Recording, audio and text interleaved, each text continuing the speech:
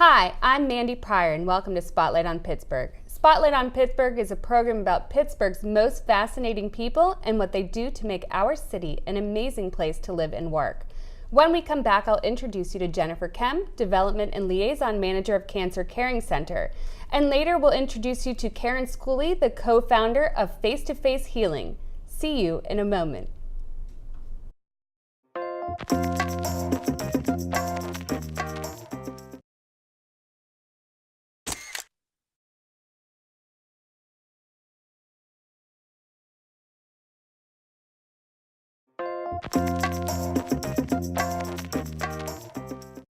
Hi, and welcome back. Jennifer, thank you so much for coming on today. Oh, it's my pleasure. So what can you tell me about the Cancer Caring Center? I like to call the Cancer Caring Center the powerhouse of emotional care for cancer patients. We have a variety of different ways to help people support people through treatment and beyond. For instance, we have support groups. We run 29 different support groups a month. They are at the center in Bloomfield, but they're all over the Pittsburgh area. For instance, we have several in the South Hills at St. Clair Hospital or Jefferson Hospital, and so people don't have to cross rivers. That's nice. Yeah. But we also have one-on-one therapy through Wendy, who's a licensed clinical social worker, so patients can come in and they can get therapy for free, which is really, really helpful. A lot of people are under a lot of financial burden through cancer treatments and even beyond.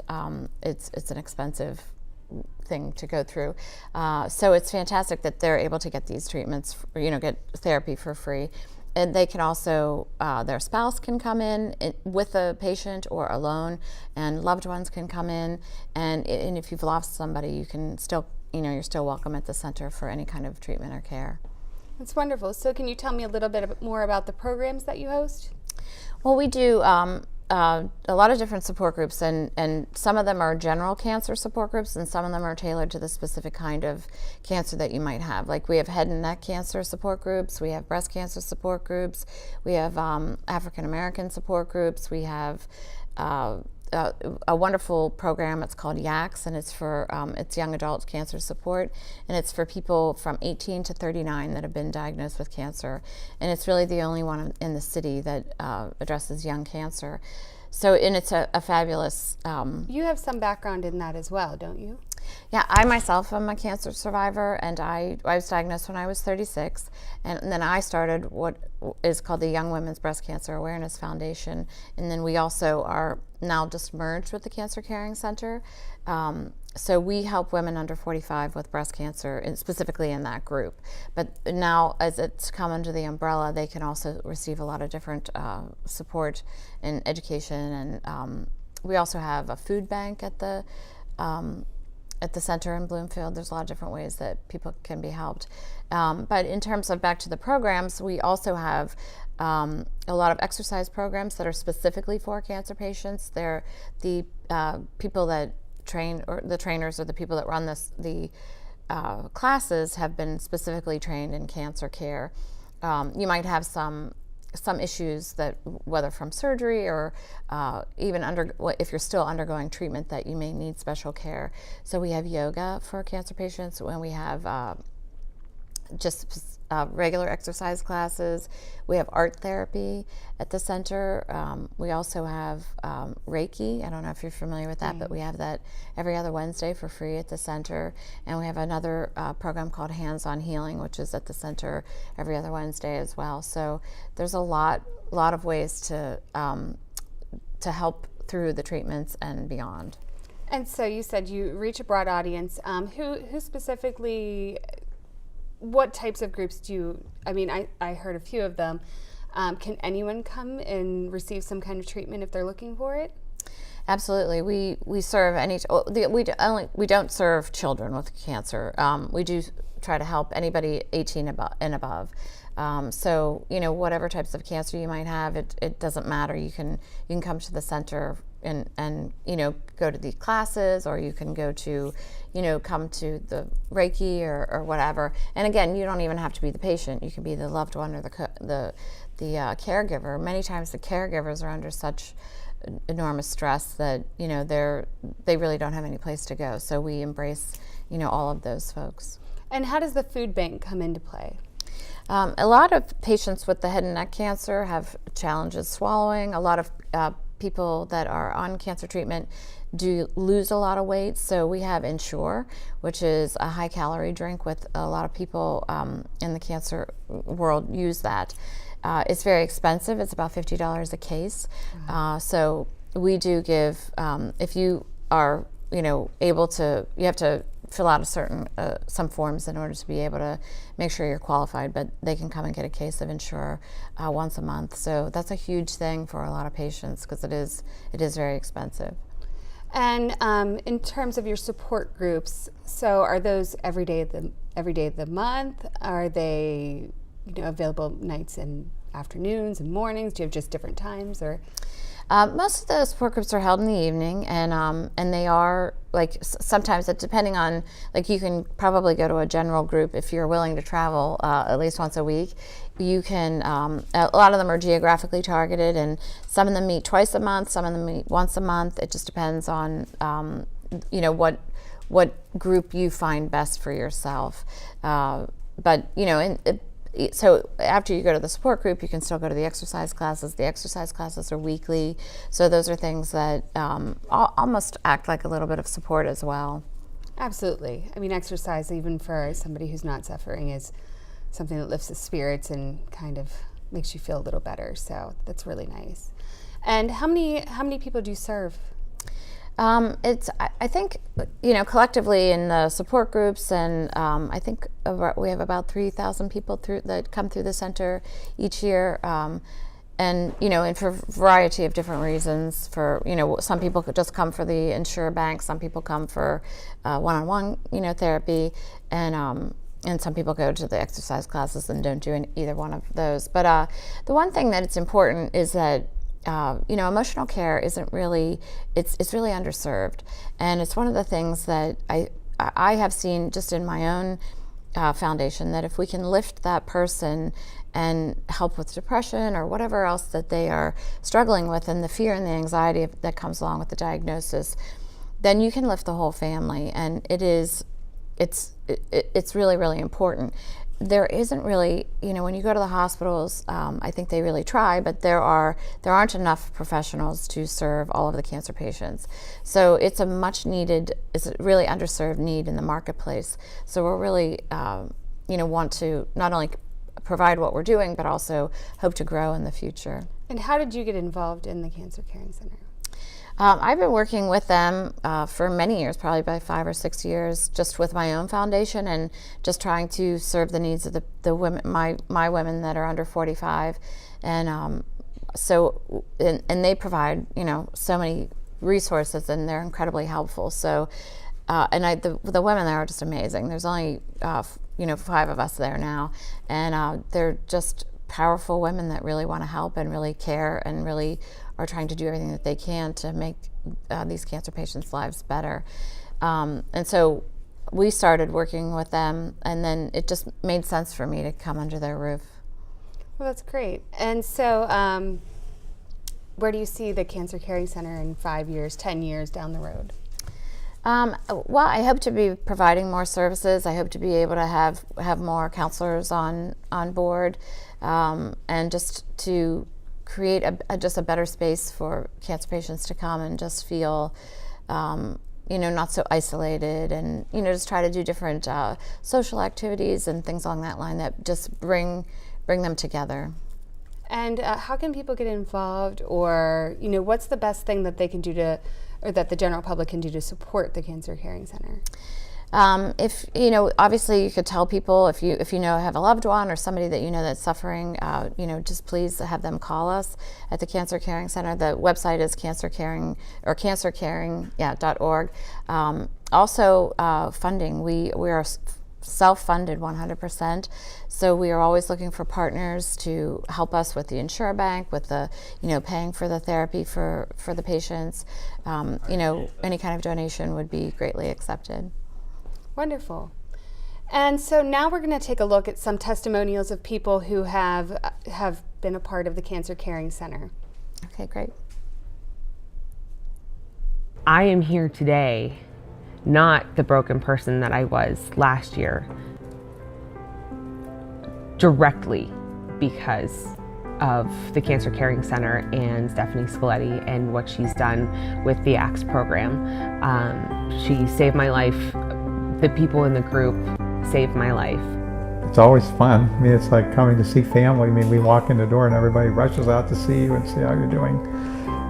The Cancer Caring Center has been fabulous. They have helped me so much with the emotional and just mental support. Thank you, Cancer Caring Center. Thank you, Cancer Caring Center. Thank you, Cancer Caring Center. Thank you, Cancer Caring Center. Thank you, Cancer Caring Center. Thank you, Cancer Caring Center.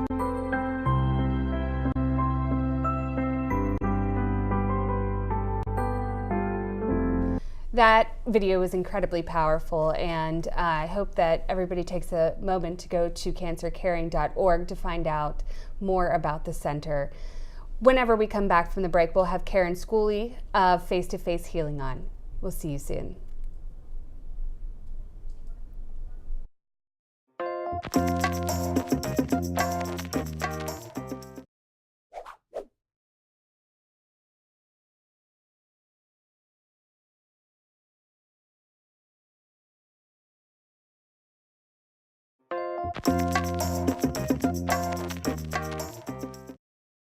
Thank you so much for coming back.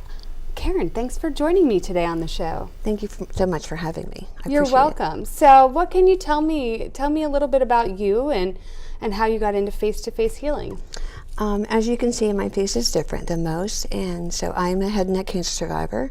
I had cancer of the parotid gland, and it required several surgeries, radiation, chemo, those type of things.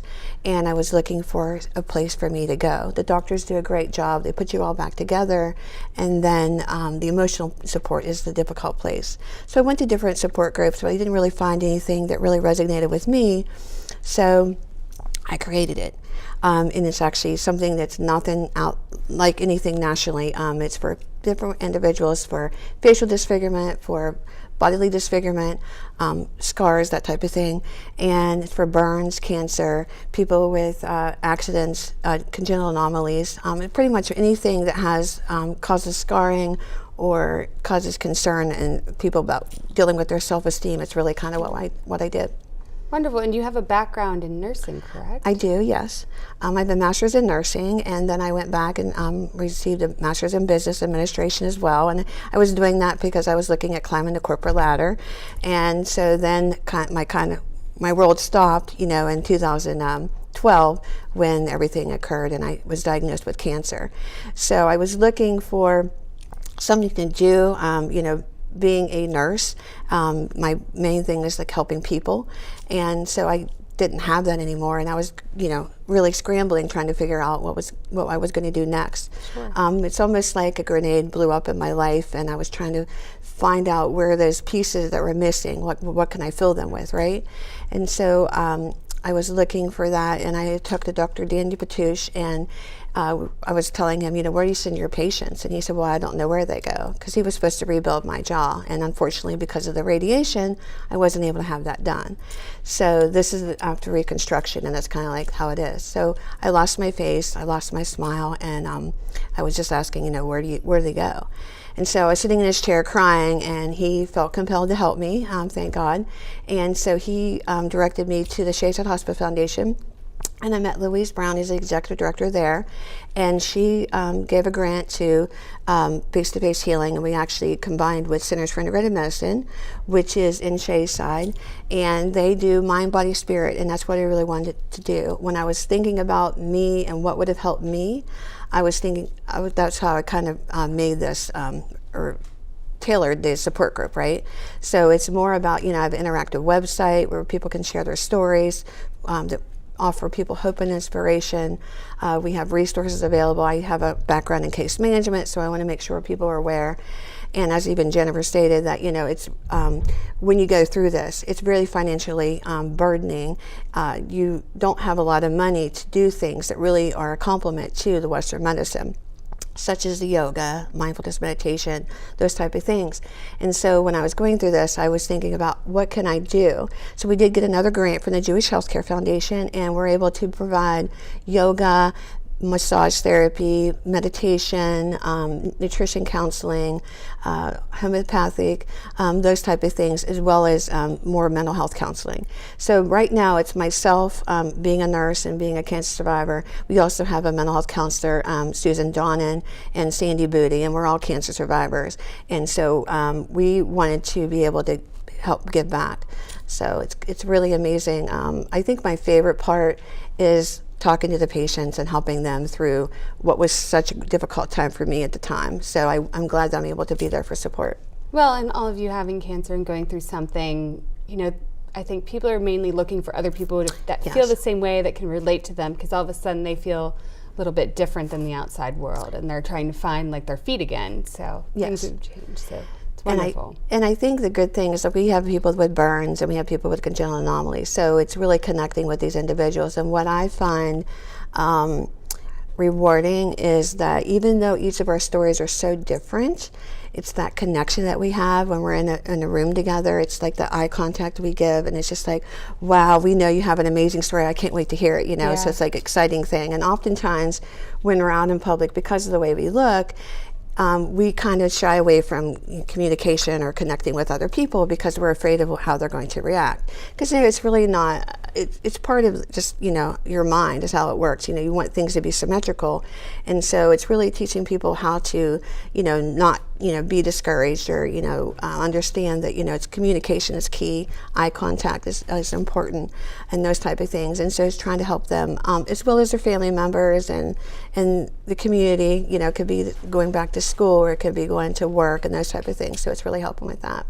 Well, and somebody in my family has had significant burns. I mean, not facially, but on their body. And it's something that I have always been like, you don't even, you barely notice. But to them, I know it bothers them. And so it's great to have support out there, and maybe some other people who, would relate to it a little bit more than somebody else. So thank you. How long has it been in operation? So I incorporated on my birthday, August 13th in 2014. That was my new birthday, or my birthday present to myself, to start something new. I look at it as, originally when this happened in 2012, when I was diagnosed and I was trying to get my feet back on. So 2014 was a good starting point.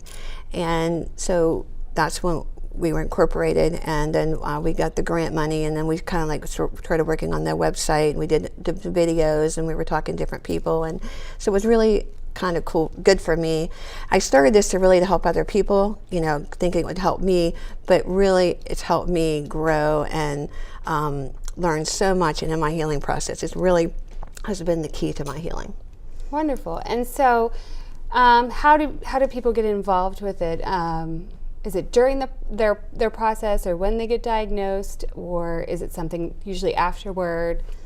So it's different phases because it depends on the individual. So I look at, as a nurse, it's an individualized care plan is how I really look at it. So some people can come at the very beginning. Sometimes they're not really interested or willing to do that because they really are trying to wrap their head around the diagnosis and trying to muddle through all that piece. So sometimes it's in the very beginning because they just don't know where else to get answers. We get referrals from physicians. We get, for example, being on this, and maybe someone sees this video or this, story, then they might reach out and say, oh, I know somebody, or, do a referral that way. So it could be for healthcare professionals, whether it be physicians or anyone in healthcare that to do referrals, like physical therapy or that type of thing. Or it could be in dental as well, because a lot of the people end up with dental issues. So we have a lot of healthcare and dental people as well that do referrals. And then, patients, individuals, or even family members, they'll say, oh, I know somebody, I'll reach out. And so we've actually talked to Hillman, talk to their nurses, and that's actually where I was treated. So they're very receptive, and they're very excited to be able to offer this to other people that they know that are going through this, especially head and neck cancer patients. It's really a difficult thing. A very grueling process. You're dealing with the surgery, and then you're dealing with the chemo and the radiation, and it just feels like you lose hope. It's like every day is like a difficult day. So to know that you're able to, either hold someone's hand or, tell them, you understand what they're going through, and empathize with them because you walked in those shoes. And so they know that you get it, And so I've helped people, I started doing boogie boards to patients with laryngectomies because they can't talk. And so it's a little device that they're able to write on to be able to communicate back and forth. And so that way they're able to communicate with their doctors or their family members or their loved ones a lot quicker and a lot easier. And then you just press a button, it goes away, and you just keep on writing. So it's really something I've found that really good for patients. So. And so how can people help? There's various ways. You can reach out, to our website. If you know anyone who's dealing with or having body image issues after cancer, it could be any for facial, it could be mastectomies. It doesn't really matter what the cause. It could be someone with a burn, someone with congenital anomaly, and we do try to help kids, even the parents of the children. So that's huge. We started locally, but now we've actually received national recognition. So we're really excited about that, and we do the support groups monthly. In Pittsburgh, but we are doing video conferencing, which we're now able to reach out to nationally, so it's really cool. But yes, make donations because we have a lot of things we want to continue to do, the support groups, the website. We do outreach to individuals. We go to their homes, we go to doctor's offices, that type of thing, which is not something people usually do. So being able to reach, because it's really about face-to-face healing and seeing them face-to-face and walking with that journey. But making donations and calling us if you know somebody who's dealing with something. Wonderful. So thank you so much for coming on today. We're going to bring you back out in a moment with Jen and kind of wrap up and talk about anything else. Oh, thank you so much. Thank you. We are going to bring back Karen and Jennifer after the break to see if there's any other way we can support them in their journey to help others. Stay tuned for how you can help this holiday season.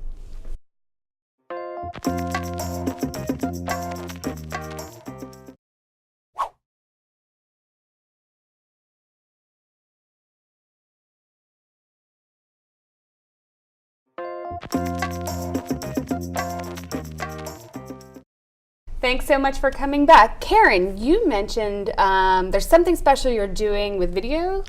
Yes, we're doing a Faces of Kindness challenge where we want people to do an act of kindness and post something. We would like a video because I think it shows more what you're doing, but talking about what you're doing. If you don't want to do video, if you're not technically savvy, then you can do a picture or even a post in text and make a small donation to Face-to-Face Healing and try to get this going viral and actually challenge at least 2 to 5 more people to do this because it's really about giving back and doing kind things for one another. Just not just about the holiday season, but pretty much continuing. Yes, exactly. And Jen, anything coming up that we can share with the audience that we have today?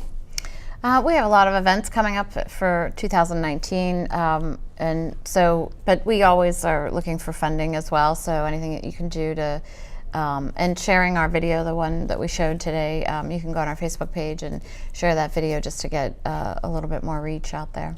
Wonderful. Well, is there anything else? I know nonprofits, especially charitable. What do you think is the hardest thing about what you're trying to do and what you're trying to put out there? I just think it's creating awareness for people to know that there's help out there, so that people don't have to suffer by themselves, and know that there's a community of support. So, like, oftentimes I even do referrals to Cancer Caring Center because I'm not a one-stop shop, so to speak. So it's really about all the resources available and trying to help the person, looking at the whole picture. Sure. Well, I think you both are doing amazing things out there in Pittsburgh and supporting people who maybe didn't even know there was support out there. So we all thank you. And going forward, anything we can do to support you, share it. Please let me know.